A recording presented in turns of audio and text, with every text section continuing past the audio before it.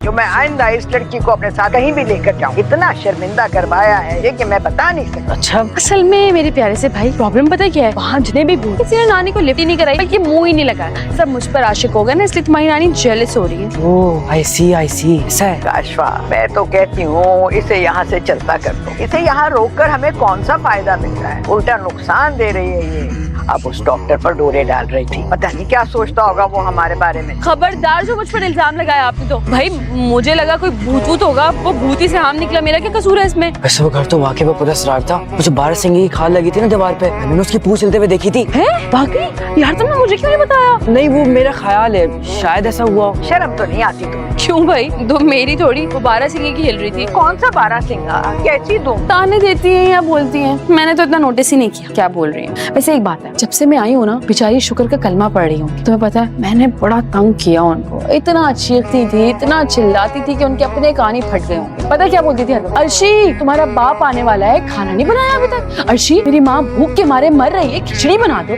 अर्शी मेरे कपड़े धो दो। अर्शी मेरे कपड़े प्रेस कर दो। अर्शिया बर्तन नहीं धोए तुमने। अर्शी बर्तनों का ढेर लग गया है, किचन के दरवाजे तक बर्तन पहुँच गए। अर्शी कमबख्त कामचोर, उठ के काम कर ले।